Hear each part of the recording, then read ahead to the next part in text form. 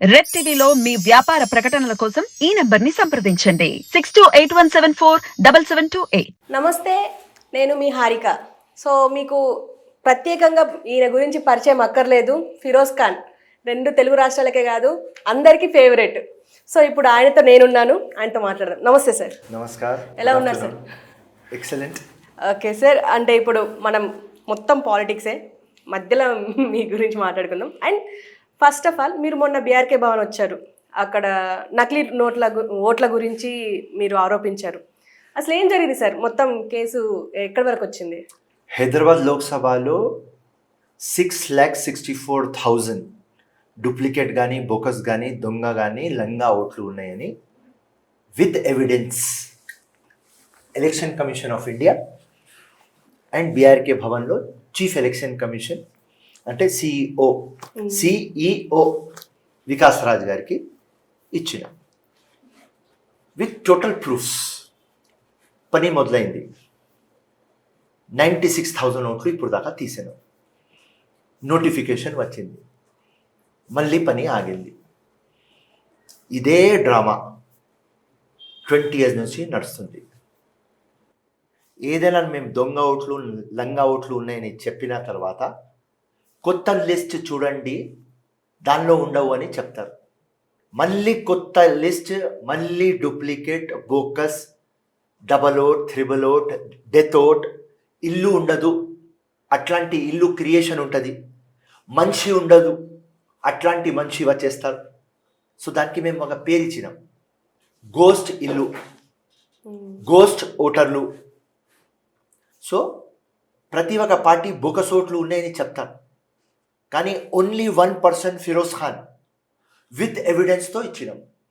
Last time Nampally కూడా నేను ఎందుకు ఓడిపోయినా అంటే బోకస్ ఓట్లు 1,00,000 ఓట్లు out of 3,20,000 vote 1,00,000 bogus duplicate ఓట్లు ఉన్నాయని మొత్తం ప్రూఫ్స్ ఇచ్చిన. దానిలో 46,000 డిలీట్ అయినాయి, 54,000 అట్లనే ఆగింది.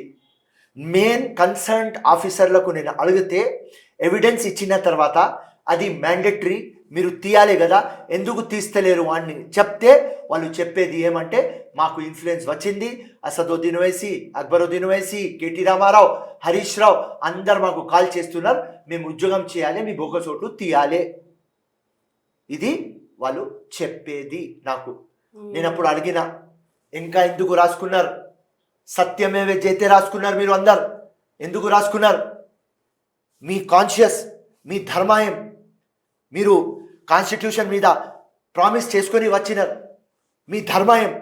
నేను ప్రూఫ్లు ఎవిడెన్స్ ఇచ్చిన తర్వాత ఎవరో ఒక లంగా లీడర్ ఫోన్ చేస్తే దొంగ పని చేయమంటే, ఓకే వాడు పొలిటీషియన్, వాడు దొంగ మాటలు మాట్లాడతాడు, కానీ నువ్వు ఒక ఐఏఎస్ ఆఫీసర్ కదా, నువ్వు ఒక సీనియర్ ఐఏఎస్ ఆఫీసర్. దాని తర్వాత మీరు ఇట్లా మాట్లాడితే దేశం ఎక్కడ పోవాలి? మాలాగా యంగ్స్టర్లు ఎక్కడ ముందుకు పోవాలి? సిస్టమ్కి ఏదో సెట్ చేద్దాం, సిస్టమ్కి క్లీన్ చేద్దాం, అందరికీ న్యాయం తీసుకువద్దాం, ఎవరికి న్యాయం దొరకలేదు వాళ్ళకు న్యాయం ఇప్పిద్దాం, ఆ మనసుతో మేము వచ్చినాం. కానీ ఎవరు మాకు మద్దతు చేయరు. ప్రతి ఒక్క పార్టీలో politics, nobody is right. BJP కానీ, బీఆర్ఎస్ కానీ, కాంగ్రెస్ కానీ, ఎంఐఎం కానీ, సిపిఐ కానీ, ఏ పార్టీ దానిలో కొద్దిగా పర్సంటేజ్ పెట్టుకోవాలి. ఈ పార్టీ దొంగతనంలో 80%, ఈ పార్టీ 60%, ఈ పార్టీ 50%, కానీ దొంగతనంలో అన్ని పార్టీలు పాస్. దానిలో మనం వచ్చినాం ఏదో తిక్క మైండ్ సెట్తో, పిచ్చి మైండ్ సెట్తో, ఏదో విప్లవం మార్పు అవుతుంది, హిందుస్థాన్ ఆజాద్ కాలేదు, ఇండియాకి ఇండిపెండెన్స్ కాలేదు, కొంతమంది డిసైడ్ అయినారు, వాళ్ళలో స్పార్క్ ఉన్నది, ఆ స్పార్క్ క్రాంతి అయింది, విప్లవం అయింది. కొంతమంది తెలంగాణ కోసం చేసినారు, అది స్పార్క్ విప్లవం అయింది, అవుతుంది. కష్టాలు చూసినాం, ఆ మొత్తం హిస్టరీ బుక్లలో చూసి, అరే దేశం కోసం స్వతంత్రం తీసుకోవడానికి ప్రాణం త్యాగం చేసినారు, జైల్లో ఉన్నారు, మొత్తం ఫ్యామిలీ సర్వనాశనం అయిపోయింది. మొత్తం ఆస్తి సర్వనాశం అయిపోయింది. అన్ని సర్వనాశం చేసుకొని ఈ దేశం కోసం ప్రాణం ఇచ్చినారు. ఎంతో హీరోలు ఉన్నారు. కొంతమంది హిస్టరీలో వచ్చినారు, ఎక్కువ మంది హిస్టరీలో రాలేదు. వాళ్ళు 5 సంవత్సరం 10 సంవత్సరం జైల్లో నుంచి బయట వస్తే దేనికోసం పోరాడినాడు ఎవరికి గుర్తునే లేదు. ఎవరు అక్నాలెడ్జ్ ఇచ్చాడు? అరే అమ్మ, నువ్వు జైలుకి పోయినావా దేశం కోసం? అట్లాంటి మస్త్ హీరోలు హిస్టరీలో రాలేదు. ఇప్పుడు నేను కూడా అట్లాంటి ఒక హీరో. విక్టరీ రాలేదు, కానీ సచ్చే ముందు హిస్టరీ చేసి సస్తా. ప్రజలకి మేలు కావాలి. నేను కష్టపడిన 5 ఎలక్షన్లు ఓడిపోయినా, 6th ఎలక్షన్కి రెడీ అయిపోయినా, 100 days కింద ఓడిపోయినా, మళ్ళీ మొదలుపెట్టిన 98 days నుంచి 2 days ఇంట్లో కూర్చున్నా.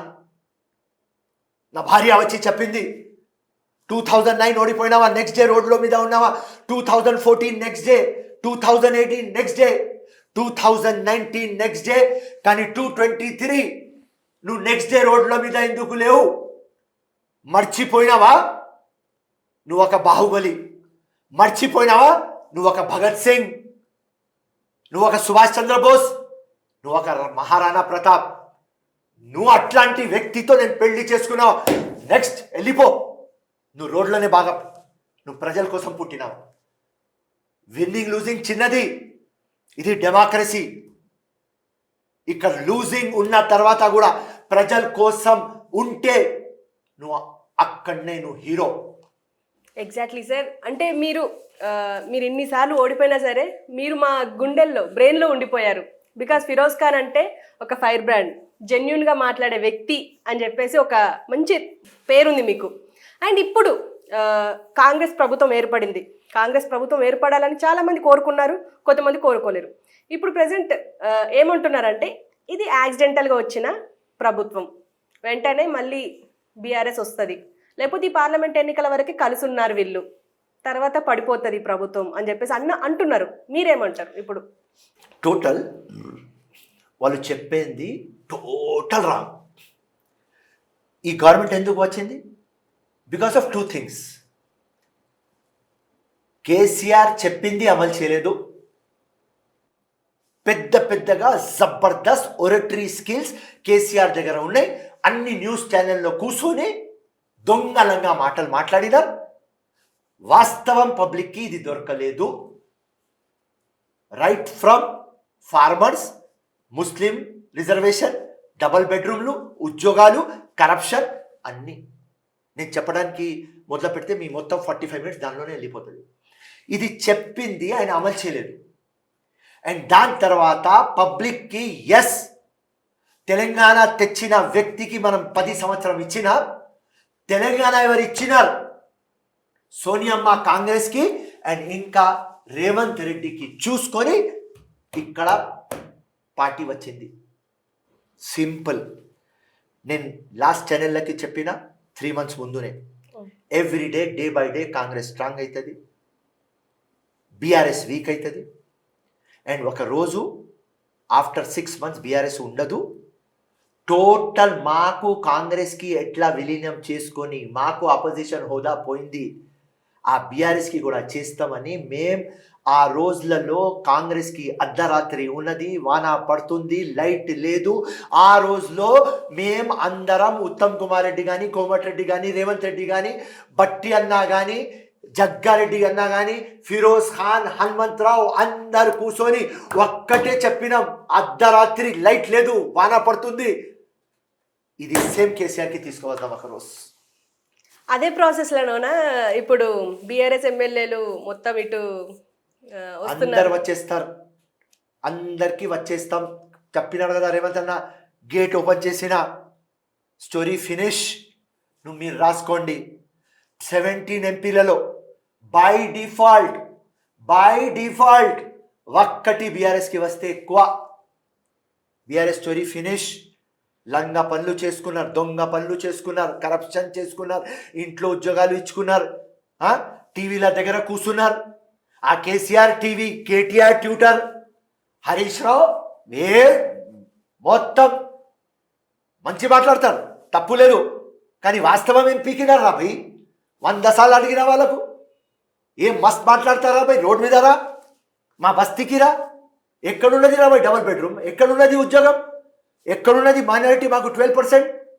ఎక్కడ మా ఓల్డ్ సిటీ డెవలప్ చేస్తావా? ఎక్కడేం చేస్తావా చెప్పురా? నా ఏ హాస్పిటల్ డెవలప్ చేసినావా నాకు చెప్పు. నిలోఫర్ పోదాం, ఉస్మానియా పోదాం, ఎక్కడ పోదాం? ఏ స్కూల్ డెవలప్ చేస్తావా నాకు చూపి. ఏ గల్లీ బస్తీ డెవలప్ అయింది నాకు చూపి. బంగారు బంగారు తెలంగాణ చెప్తారా భయ్? మీ బతుకు చిప్ప అవుతుంది అని చెప్పినా అట్లనే 64 ఇప్పుడు మేము ఉన్నాం. మీరు చూడండి 100 డేస్ కూడా కావు, 100 అయిపోతాం మేము. సూపర్. అండ్ మొన్నటి వరకు బిఎస్పి అధ్యక్షులు ఆర్ఎస్ ప్రవీణ్ మొన్నటి వరకు బీఆర్ఎస్ని తిట్టి కేసీఆర్ని తిట్టి ఇప్పుడు సడన్గా కండువా కప్పుకున్నారు, బీఆర్ఎస్ కండువా. మీకేమనిపిస్తుంది? ప్రవీణ్ అన్న very intellectual fellow and integrity కూడా మస్త్ ఆద్మీ. కానీ ఆయన కూడా చూస్తున్నాడు మొత్తం బస్, డబల్ డెక్కర్ బస్, ఆ బస్ ఛత్తు మీద టాప్ మీద కూడా మొత్తం ఎమ్మెల్యేస్ ఎంపీస్ వచ్చేస్తున్నారు కాంగ్రెస్లోకి. సో ఆ బస్లో నాకు ఎవరు గుర్తు పెడతారు? నేను కండక్టర్ కూడా కాలేను ఈ బస్లో, రైట్? రైట్. సో దానికోసం ఏ బస్ ఖాళీ అయింది అంటే ఏ అంబాసిడర్కి ఇప్పుడు డ్రైవర్ లేడు, నేను డ్రైవర్ అవుతామని పాపం పోతున్నాను. మంచోడు, వెరీ గుడ్, అట్లనే ఉండాలి.